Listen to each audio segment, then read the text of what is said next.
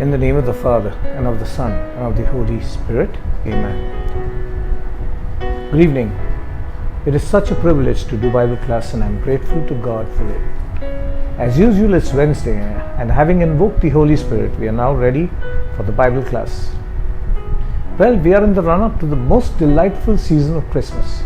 It is the happiest part of the year when we anticipate the birth of our Lord Jesus Christ. For we love Him, He is our Savior.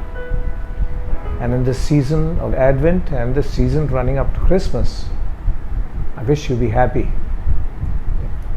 We shall now delve into Matthew chapter 19. Divorce.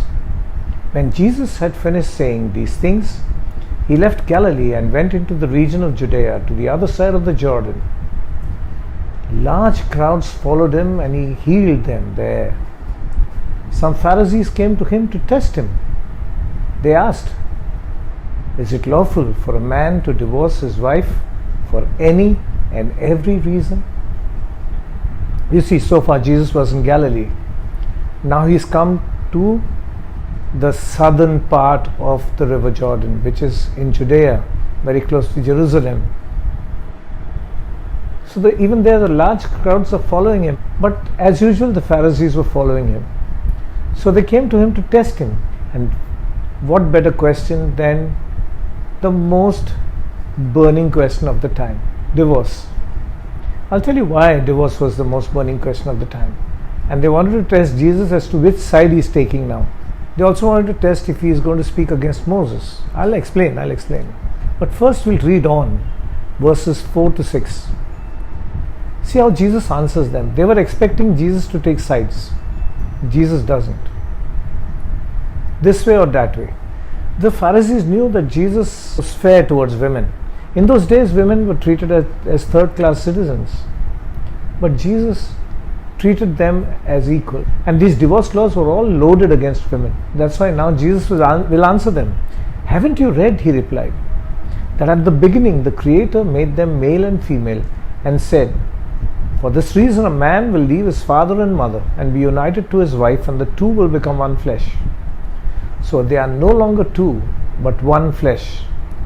Therefore what God has joined together, let no one put asunder." Well, when Adam and Eve were made, they were one, Human beings were not made like animals. But just before Moses, everybody was not honoring their marriage commitments. They were all promiscuous and lustful. So that's why Jesus says, in the beginning God made them male and female. And what God has joined together, let no one put asunder. Why then, they asked, did Moses command that a man give his wife a certificate of divorce and send her away? Why did Moses approve of divorce? You're saying that no one should separate man and wife. So why did Moses separate them, telling that just give a certificate of divorce? Jesus replied, "Moses permitted you to divorce your wives because your hearts were hardened. But it was not this way from the beginning. I tell you that anyone who divorces his wife except for sexual immorality and marries another woman commits adultery." Marriage was not to be entered into carelessly or lightly, then and even now. To increase and multiply was a sacred duty of procreation, continuing God's work of creation. So marriage itself was sacred. But during the time of Moses, things were pretty bad. A man would just leave his wife, abandon her. So laws were given. And then there were also, a suspicious husband would always suspect his wife. So laws were given for all those, but those laws seemed very stringent at the time. Like for example, in Numbers chapter 5, if a man suspected his wife and was jealous on her, and he suspected her to be having an affair, all he had to do was go to the priest. And the woman, before she would be condemned, she had to be tested. So what the priest would do, he would bring holy water in a clay jar and pick up some dust from the tabernacle floor, mix it in that water, and this water would become bitter. Then he would declare, as he gave the bitter water to this woman, this, may this water, if you are not innocent, it will be a curse upon you and your womb, and or the seed within you shall die. But if you are innocent, then nothing shall happen to you. I have explained all this in Bible studies number 6, that is women's status in the Bible. You want to listen to it in detail, you can go there. As I said, Bible study number 6, women's status in the Bible. Well, then this woman would drink it and they would wait to see. And if nothing happened to the woman and she didn't have a miscarriage, she was innocent. But if she had a miscarriage, even if she was innocent, they would stone her to death in front of her father's house. And as I said, the divorce laws were all loaded against women because women were treated as third-class citizens. In Deuteronomy chapter 22, it is written, if a man, accused the woman of not being a virgin or having been unfaithful, if he said, okay, I was cheated in the marriage and this woman was not a virgin when I married her, okay, it was a grave accusation. So the girl's father would take the girl and they would go to the gates of the village where they would call in all the elders of the village, and the father would say, this man, my daughter's husband, has accused my daughter of not having been a virgin and that he has been cheated, but here is the proof. And to show the proof, he would raise a cloth stained with blood that would have possibly, the stain that would have come during the first consummation of the marriage, when the man and wife would sleep together. That would be the proof. And if the proof was shown, of course in those days there was no DNA and all that, but if the proof was given, the man would have to pay 100 shekels to the father, not to the girl, and he would have to take back this woman as his wife, and he could never divorce her all his life. See how loaded it was against women. And even Deuteronomy 22 goes further, and it says that a married woman slept with another man, both would be stoned to death in front of her dad's house again. Also, if a woman was pledged or engaged to be married to a man and then she was raped in the town by another man, both that man and this woman would be stoned to death, even though the man had raped this woman. You know why? Because she was in the town, and if she was being raped, she should have screamed, and because she didn't scream, she is equally guilty of possibly enjoying the rape. And if a woman, of course, pledged to be married or engaged to be married, and of course all women who were engaged to be married were supposed to be virgins, and if this woman was raped outside town, maybe somewhere in the countryside, if she was raped, then only the man would die. You know why? Because there the woman must have shouted, but no one was there to hear it. Strange. And if a young virgin was not even engaged, not pledged to be married to anybody, and if she was raped, and she could prove it that she was raped, then the man would have to give 50 shekels, not to this woman, but to the father of the woman. And he would have to marry the woman he has raped, and he would never be able to divorce her. Imagine the rapist getting the girl in marriage. It was like that because in those days people were like animals. That's how bad it was, And then add to that, Deuteronomy 24 verse 1, says, you'll be surprised when I read this. This was the divorce law. What I'm reading out to you is the divorce law. When a man takes a wife and marries her, if then she finds no favor in his eyes because he has found some indecency in her, and he writes her a bill of divorce and puts it in her hand and sends her out of his house. Just out. It's like talak, talak, talak. No, just give a certificate of divorce, a bill, and tell her to get out. Why? Because he found some indecency in her. Now the problem was, what is the meaning of this some indecency?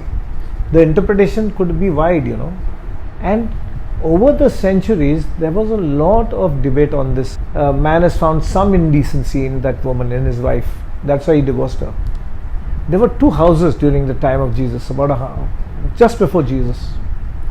Two great houses of learning. One was the house of Rabbi Shammai and one was the house of Rabbi Hillel. Rabbi Shammai said, nothing doing. You cannot divorce any woman unless she has been unfaithful, unless she has participated in adultery and you can prove it. But the house of Hillel said something else. No, you can divorce a woman for anything. If she has spoilt your food, if she fights with your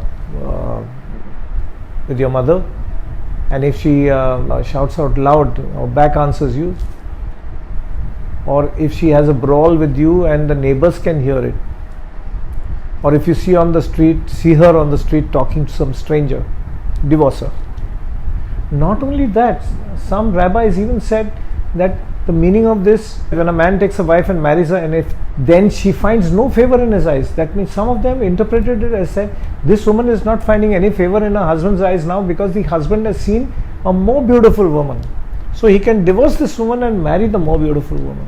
Now I am asking you, between the house of Shammai, who said no divorce unless only in the case of adultery, and the house of Hillel, who gave all reasons to divorce a woman, which house would be popular?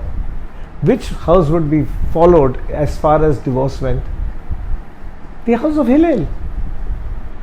The house of Hillel was followed, and over the years this same culture went on, the divorce terms went on. As a result, women were feeling very insecure to get into marriage. They said, in our prime these guys are marrying us and then they will leave us. So there was a lot of insecurity. No one wanted to marry in those days. That is why it was a burning question. The institution of marriage was crumbling in Judea and in Palestine in general, among the Jews.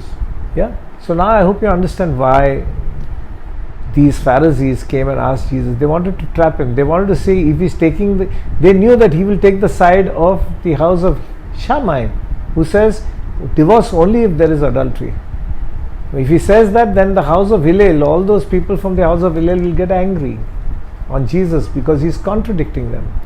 And add to that, they also quoted Moses. If Jesus counters Moses, to take the side of women, then he is also blasphemed because he has spoken against Moses. Now, that last verse 9 I want to read again. I tell you that anyone who divorces his wife except for sexual immorality and marries another woman commits adultery. What did this mean?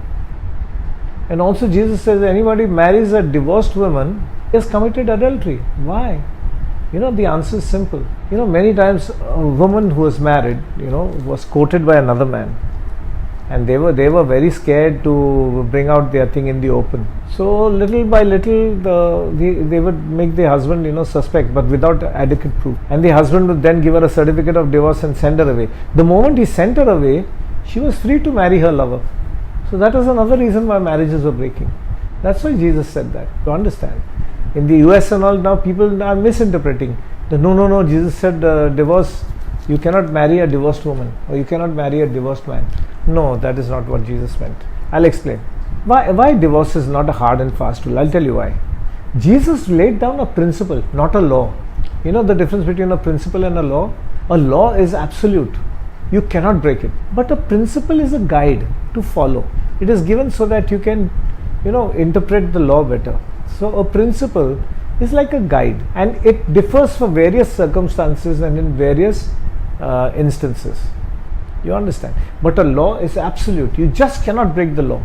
But you can use the principle in your own way. But use it wisely. So, Jesus laid down a principle and not a law.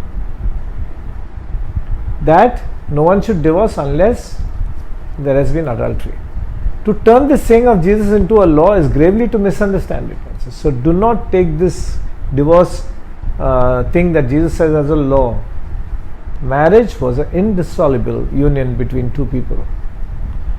not just for the wedding day or for the honeymoon, but for life. For example, a man with a sexually transmitted disease, a man with, say, insanity. Not possible. There are exceptions to every rule. It is extremely hard to see Jesus legalistically condemning two people to any such situation forever.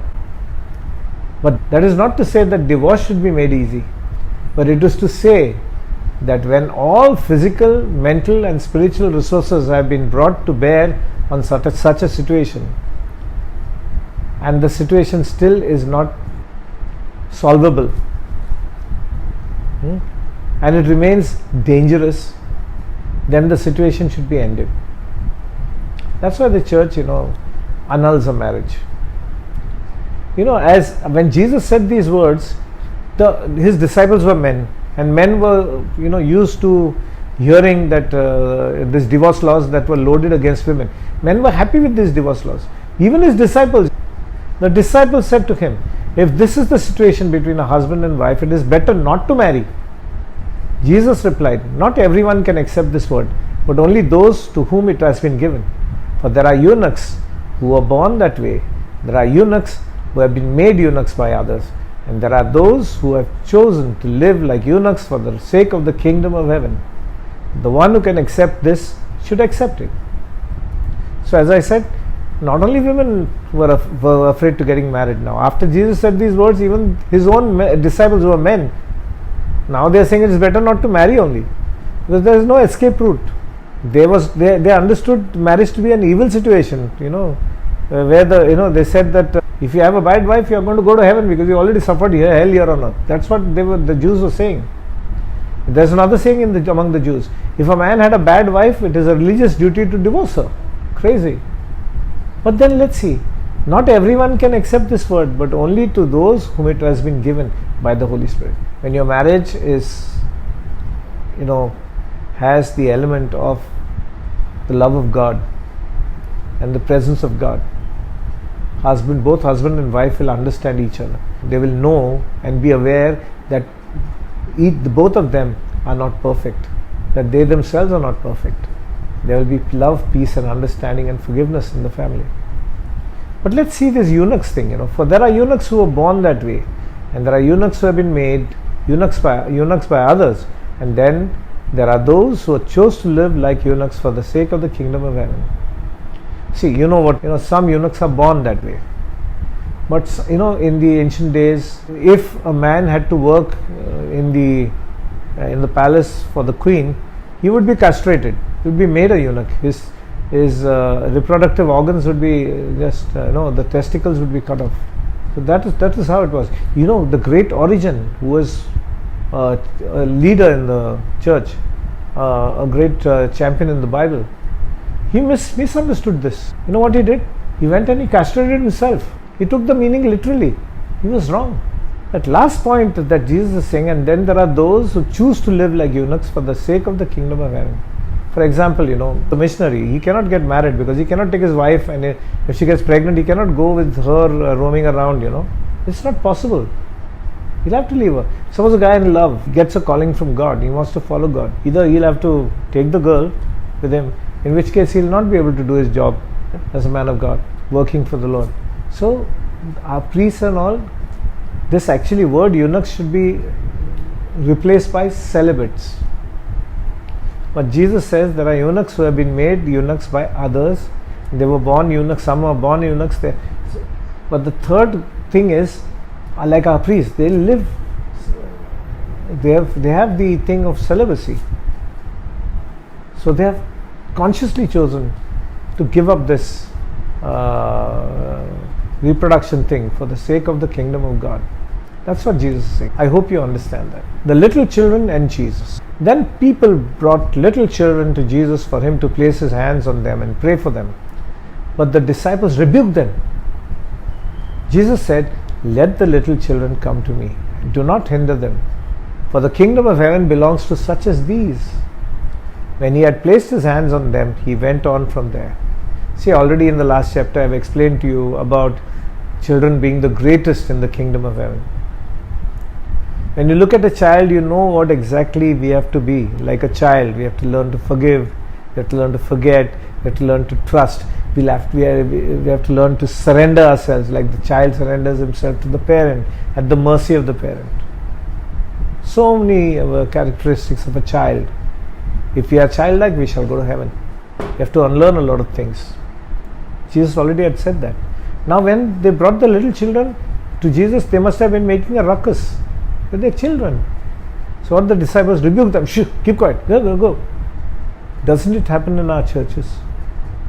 When you go for mass and you see a little child playing in the aisle or going near the altar, and everybody gets distracted when the priest is giving his sermon. I'll tell you, there is no greater sermon than when you see a little child in the church of God. For when you look at the child, you have the best sermon in the world, for he is the greatest in the kingdom of heaven. So do not get distracted, do not be bothered when a child is going around the church. He might be even wearing a little squeaky shoes, which make squeaky sound as he walks. Keep your attention on God. Or if you want to keep your attention on the child, remember his characteristics as a child. Yeah? I told you last time, even though the parents are so tyrannical, the child forgives and forgets. He loves them. He knows how to love. Yeah? Okay, we go next. Rich and the kingdom of God. Just as a man came up to Jesus and asked, "Teacher, what good thing must I do to get eternal life?" Eternal life. What life is he asking for? The temporal life? He's already a rich man. He's got everything in the world for him. But now what does he want? Eternal life. Teacher, what good thing must I do to get eternal life? Why do you ask me about what is good? Jesus replied. Why do you ask me about what is good? I think you must be remembering, if you've seen my earlier classes, about the white car, black car. I tell this story many times. It comes from Edward de Bono. He, in one of his books, I think Lateral Thinking, he writes, a man was a pretty bad driver, very bad driver, and he had so many bumps on his car, which was a testimony of his bad driving. He must have bumped his car into so many other people's cars and vehicles. Fortunately, he had not killed anybody till this time. And then he had a major accident and he was taken to court. The judge there, the motor tribunal, he called him and he says, "You've been doing this quite often. This is the last warning I'm giving you. One more accident and I shall revoke your license." This man was angry. He accepted the judgment. He was angry. He was angry on his car. Normally you have to, such people blame others. He went to his car and kicked the tires very hard and he said, "I'm going to sell you." And he sold the car and he went to buy a new one. When he went to the showroom, he selected a beautiful white car. And he wrote out the check, and when I get the car, I said, "Next week." He told the salesman, "Just come here 1 minute. I want you to draw a line from the front at the center, draw a line till the back." He says, "Why?" He said, "Listen to me. And on the left hand side, I want you to paint the car black. And on the right hand side, I want you to paint the car white. So black on the left hand side, white on the right hand side." "But sir, it's a new car. It look odd." Saying, "Whose car is it? I'm paying for it." Saying, "It'll have to be, we'll have to tell the factory about this." "Tell the factory and I'll pay you the charges." He wrote out another check. He says, "Call me when the car is ready." So when the car was ready, they called him. He took along his friends. He said, "Come see my new car. My old car was very, had bad luck, So I bought a new car." So they all came, and when they sat in, they got a shock of their lives. They saw that the car was black on the left hand side and it was white on the right hand side. And as he took out his car from the showroom, as he was driving, he started laughing. He said, "Why are you laughing?" He says, "Now there will be a lot of fun now." I said, "Why?" He said, "If I have another accident now, they will not be able to prove it was me." Saying, "Why?" Half the witnesses will say the car was black, half the witnesses will say the car was white. And I'll be acquitted. That's exactly what happens. Nothing is good or bad. Only God knows what it is, because He's on top and He has a vantage view. He can see everything clearly. But we can't. We can only see things with our prejudiced minds. That's why Jesus says, why do you ask me about what is good? Jesus replied, there is only one who is good, that is God. If you want to enter life, keep the commandments. Which life? Eternal life. See, all of us are having this temporal life, but it should be our endeavor that we don't end up in that grave. It should be our endeavor that we get into the eternal life. Yeah? How is that? So I already explained to you. You just like you eat food for your body, you need food for your soul, which is grace, the grace of God. Normally you get grace through the Eucharist, you get grace through the Holy Spirit, praying to the Holy Spirit, and the more you get it, your soul gets stronger. The stronger your soul, you'll always be pining for the eternal life. And if you pine for the eternal life, you'll care less and less about your body because you don't need it. Seek ye first the kingdom of God, and all these shall be added unto you. Yeah. So you will not be going, your life doesn't end in the grave, you cross over the bridge into eternal life. That's what Jesus is saying. If you want to enter the life, keep the commandments. See, Jesus tells him, keep the commandments. Now these 10 commandments I already explained to you when Jesus gave it in the book, in this gospel earlier. So that man knows, but yet he asks, which ones? Jesus replied, that is verse 18. You shall not murder, you shall not commit adultery, you shall not steal, you shall not give false testimony, honor your father and mother. And when he puts that conjunction and, he's adding something to those 10 commandments. You shall make all of these things so very wonderful. And love your neighbor as yourself. I've already told you, the 10 commandments are all do nots. Do not do this, do not do that. If you did nothing in this world, you would go to heaven. That's what it's suggesting. For example, if you're driving a car, your license didn't tell you to stop and pick up a man who is dying. Does it tell you? If you don't pick up the man, you're not sinning. What Jesus is saying, stop your car. Pick him up, take him to the hospital. Love your neighbor. You know, we did that in Matthew chapter 7. Go through it if you've not seen that Matthew chapter 7 Bible class. So he was following the 10 commandments, but he was just following it. Do nots, all the do nots. But was he loving his neighbor as himself? No. Why? Because if he was loving his neighbor as himself, then he would not be like the rich man and Lazarus, you remember? The rich man was selfish. He had enough for himself and for everybody, but he never shared it. He never ill-treated Lazarus, but he never shared. The world has enough for man's needs, not for his greed. Yeah. So we'll go further. He says, all these I have kept, all these commandments I have kept. The young man said, what do I still lack? What do I still lack? See the magic of this. It happens to all of us. There is an emptiness in our lives. I'll explain. See, normally what happens is, see our daily routine, you know. I come back from work and I'm tired. I just, you know, I sit, then I put on the TV, I watch the TV till my dinner is served. I say, give it to me in the plate in my hand, and I eat. I'm not even paying attention to my dinner.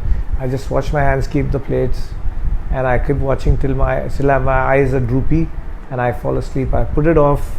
I just go to my bunk or my bed, and I lie down on the bed, and the alarm goes out at 5 in the morning. I get up and I head straight to the bathroom. I pick up my toothbrush. I feel for the toothpaste. I put some toothpaste out. Maybe some of it falls on the floor or whatever.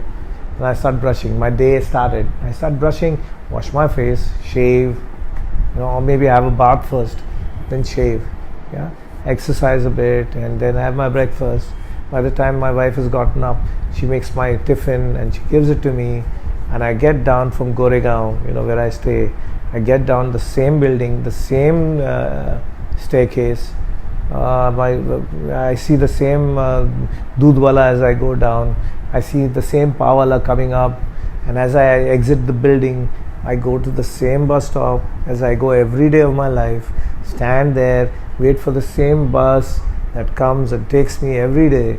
I take the same bus, go to the same station, Goregaon, get down and the bus and go to the station, go to the same platform, go to the same place where the same compartment that I enter every day, where I've got my friends, and I fortunately get a window seat, sit, look outside, and as the stations are passing, Ram Mandir, Jogeshwari, Andheri, I'm looking at it as if I've never seen it before. And I reach Church Gate. From Church Gate, I walk to the streets, the same building, the same office, the same table. And I work, and I work, and I work, lunch, and by the time the evening tea comes, I'm ready to leave. And I leave and come back to the same station, Church Gate, same platform, same train every day, same compartment. And as the train leaves Church Gate, I'm looking out the window. And I keep on seeing Marine Lines, Chani Road, Grant Road, and I'm watching and watching and watching. I've never seen it before. And I reach Goregaon.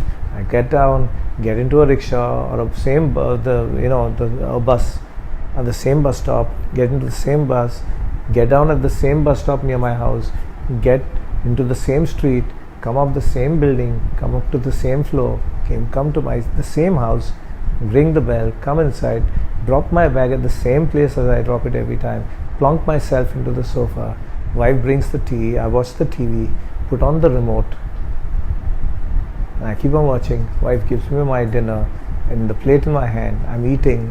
If you ask me next day what I've eaten, I don't even know. I eat, then I keep it in the sink, wash my hands, come back, start watching, continue watching TV till my eyes are droopy, and I go and fall asleep. The alarm is set for 5. Next morning again I wake up at 5. And it goes on and on and on and on. I'm like a dog chasing my own tail. I am busy, yes I am. But where am I going? I'm not going anywhere. That's why our lives are empty. That's why this rich man is saying, what do I still lack? What do I still lack? Our lives will be empty without God and His grace. We will not know what to do. We always live for ourselves. You might say, okay, I go to work, I live for my family. We'll have to have some perspective on this matter. So, I'll read from verse 20 again. All these things I have kept, the young man said. What do I still lack? Jesus answered, if you want to be perfect, go, sell your possessions and give to the poor, and you will have treasures in heaven. Then come, follow me. When the young man heard this, he went away sad, because he had great wealth. Then Jesus said to his disciples, truly I tell you, it is hard for someone who is rich to enter the kingdom of heaven. When you keep on feeding your body and you're always worried about your security, about your money, about the house, bigger house and all that, you tend to get fat in your body, healthy in your body, but your soul is withering. And once having withered to a pitiable state, it's not possible for you to go back there. It's difficult. It is possible, but it's very difficult. That's what happens. Then Jesus adds further. How difficult is it? See, verse 24. Again I tell you, it is easier for a camel to go through the eye of a needle than for someone who is rich to enter the kingdom of God. When the disciples heard this, they were greatly astonished and asked, who then can be saved? This man was keeping all his commandments. You're saying that, it's easier for a camel to go through the eye of a needle. Who then can be saved? You know the answer? See what he says. Jesus looked at them and said, with man, this is impossible. But with God, all things are possible. That's why I say, when you pray, just pray for one thing. Grace. That's all you need. Grace will take you by. Will lead you on. You know the hymn, Amazing Grace. I don't know why people associate it with funerals. Many people play it during funerals, so people have associative memory. They link it to funerals. Now, that's a wonderful hymn. If you're associating it with funerals, there is a problem. Get rid of it. With man this is impossible, but with God all things are possible. Peter answered him. Peter is always worried, whether they'll be saved. He's always impulsive, so he asked another thing. Jesus answered him, we have left everything to follow you. What then will be there for us? What about us? Jesus said to them, truly I tell you, at the renewal of all things. When is this? On the last day. Yeah? Jesus said to them, truly I tell you, at the renewal of all things, when the Son of Man sits on his glorious throne, you who have followed me will also sit on 12 thrones, judging the 12 tribes of Israel. And everyone who has left houses or brothers or sisters or father or mother or wife or children or fields for my sake will receive 100 times as much and will inherit eternal life. See, it's only when you are not worried about this worldly life that God will bless you more and more. Seek ye first the kingdom of God. Jesus also says the flesh amounts to nothing. The Spirit is everything. And then as a punchline he says, but many who are first will be last. Who are first in this world will be last in the eternal world. And many who are last in this world will be first there, because they have never cared for themselves. They don't have an ego.